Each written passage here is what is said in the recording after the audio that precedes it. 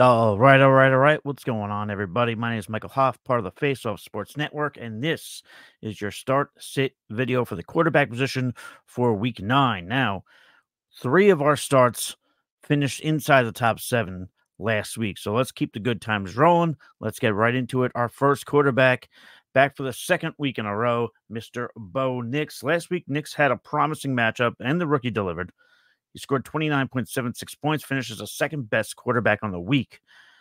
The promising matchup is going to continue for Mr. Bo Nix. He's going up against the Ravens, who are allowing the third most points to the position right now. Along with that, they are also leading the league with 3 games of 30 or more fantasy points allowed to quarterback. Lastly, over the last 4 games, the Ravens are allowing an average of 29.6 points per game to the quarterback position, points per game, yada, yada, yada. So 29.6 over the last 3 weeks, and Bo Nix is proving himself. I mean, we're going to find out how good he really is as he faces more tough matchups, see how he's truly evolving as a quarterback. But right now, we could tell from last week that in good matchups, Bo Nix is going to eat. So Bo Nix is one of my no doubt starts of the week this week. Look for another top 12 performance. Let's get into another quarterback, a quarterback who was routinely in the top 12, and as of late, not so much. But this week, he's back in the game. It's Mr. Pat Mahomes of the Kansas City Chiefs. Listen, it's been a while since Mahomes was consistently packing a fantasy football punch. Last week against the Raiders, he had his best performance of the season, scored 19.2 points. Now, here's the deal. We want that 20-point week. It's actually been 339 days since Pat Mahomes had a 20-point game. That was against the Raiders, same team he played last week. It was in November of last year, late November, that is.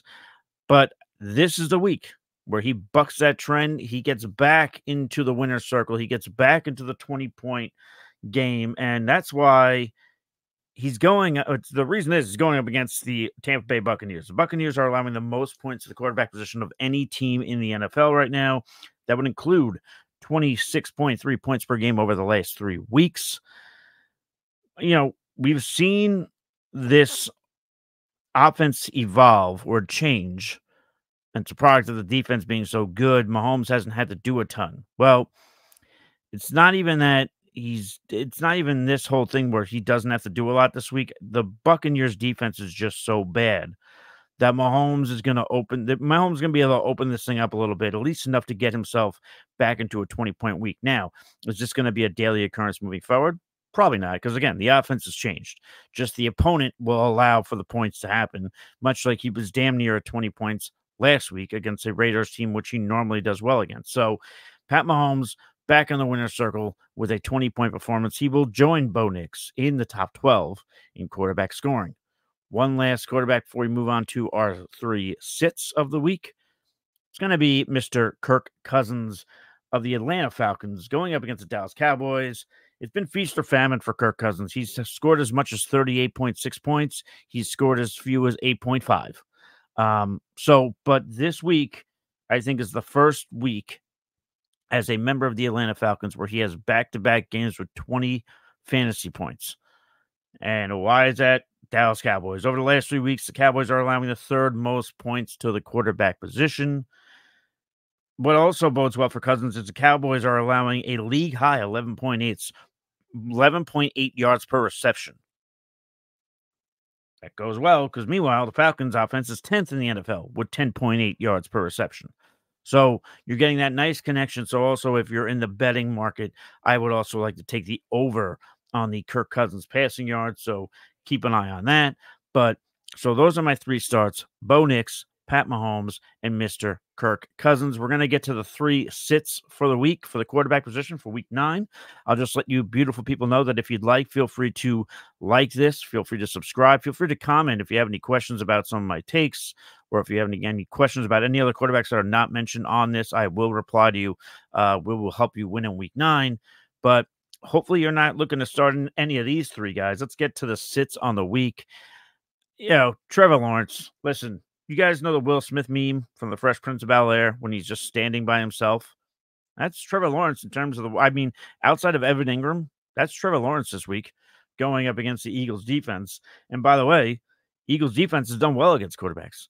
The Eagles defense right now currently are allowing the third fewest points to the position. Along with that, they are one of 3 teams that have 3 games with less than 10 points allowed to the quarterback position, especially over the last 3 weeks.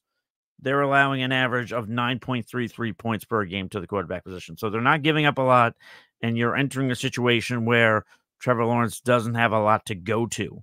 While I do like Evan Ingram in this matchup, personally, I don't think it's enough. Like, sometimes we see wide receivers perform well on an offense, but the quarterback doesn't necessarily have the greatest week in the world. I think that's the situation that we're looking at here when the Jaguars go up against the Philadelphia Eagles. So better days are ahead for Mr. Trevor Lawrence, or so we hope. But this game, with the wide receivers missing, with the matchup, is a recipe for disaster if you have to start Trevor Lawrence. Hopefully you don't. There's only 2 teams on bye, but if you're in a 2-quarterback league or super flex, something to that effect, you might be looking at this. So try and avoid that if you can.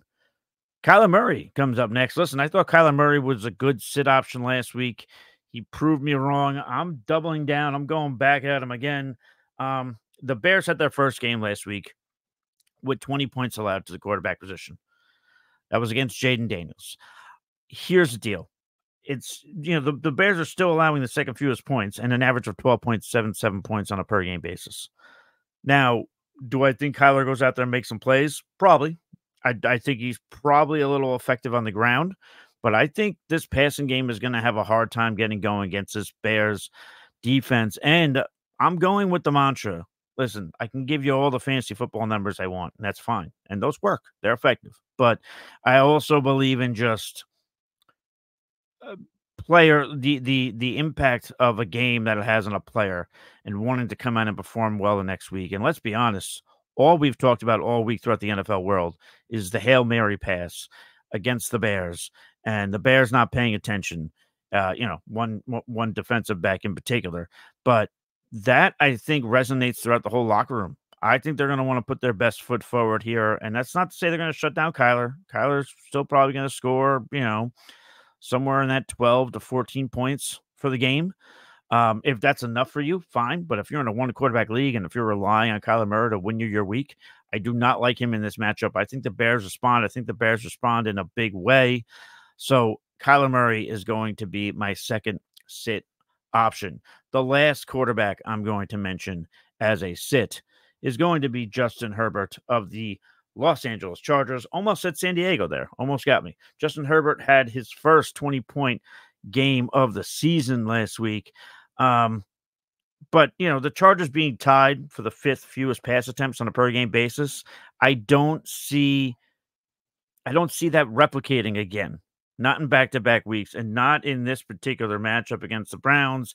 I think the Browns are going to start to play better defensively. I think, they've got a capable quarterback in there. And I think it was hard to kind of the litmus test of how that would affect the defense was a little bit harder last week for the Browns. Even though they won, they did go up against Lamar Jackson.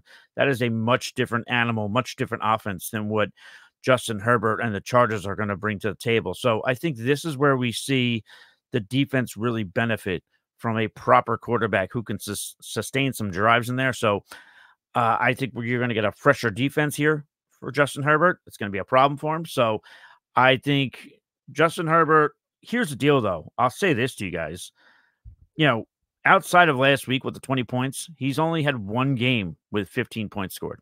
Besides that, it's all been lower than 15 points. So he's not giving you a lot to begin with. I will say this, lastly, not to be a complete pessimist here. Things do look up, though, for the Chargers. The schedule gets a lot softer from week 11 on. Week 9, they're going up against these Browns, who I don't like. Next week after that, week 10, they're going to go up against the Tennessee Titans. The offense is an abomination, but the defense is pretty good against quarterbacks. So in terms of fantasy, so better days are ahead for Justin Herbert, the Lad McConkeys of the world, so on and so forth. But right now, in particular, this week, I do not like him going up against the Browns. So that's going to be my 3 starts, my 3 sits. Again, just to go over it again, my 3 starts: Bo Nix, Pat Mahomes, and Kirk Cousins. Again, last week, my 3 starts of the week all finished inside the top 7 of scoring. So we're going to look to try and get the hat trick again, get all 3 of these guys in that top 7, top 10, top 12, whatever the case. What's win you a week? My 3 sits: Trevor Lawrence, Kyler Murray, and Justin Herbert. Again, if you enjoyed this, feel free to like. If you want to comment, if you have a question, if you have a critique, be that as it may, that's fine. Feel free to hit the comments down at the bottom. Lastly, subscribe to the beautiful show. We've got a ton of other content, but until next time, guys, stay thirsty, be kind to one another. We'll catch you guys on the flip side. Cheers.